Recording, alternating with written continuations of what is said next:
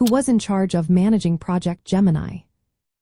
Have you ever wondered who was steering the ship during one of America's most exciting space programs? Project Gemini was a significant part of the 1960s space race, and it was managed by a dedicated team at NASA. The Manned Spacecraft Center in Houston, Texas, was the hub of activity, operating under the guidance of NASA's Office of Manned Spaceflight in Washington, D.C. At the helm of Project Gemini was Dr. George E. Mueller. He served as the Associate Administrator of NASA for Manned Spaceflight and took on the role of the program's director. His leadership was essential in aligning the Gemini missions with the ambitious goal set by President John F. Kennedy to land a man on the moon before the decade ended. On the engineering front, Jim Chamberlin played a vital role as the first project manager for the Gemini spacecraft.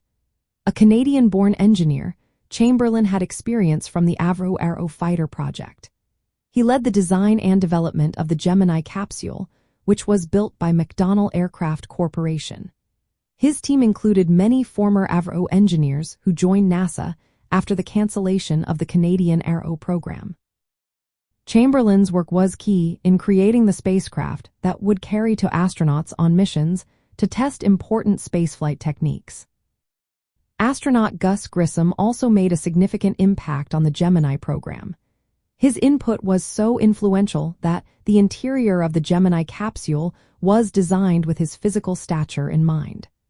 Grissom commanded the first manned Gemini mission, Gemini 3, showcasing his deep involvement in the program beyond just flying. The mission operations were managed by William C. Schneider, who served as the Deputy Director of Manned Space Flight for mission operations. He acted as mission director for all Gemini flights starting with Gemini 6A. Schneider ensured that the complex coordination of launches, in-orbit maneuvers, and astronaut activities went off without a hitch. Project Gemini was a crucial link between the earlier Mercury flights and the Apollo moon missions.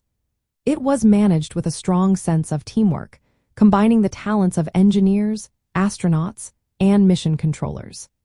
Under the leadership of Dr. Mueller and the technical guidance of Jim Chamberlin, the program reflected the spirit of innovation and determination that defined the 1960s.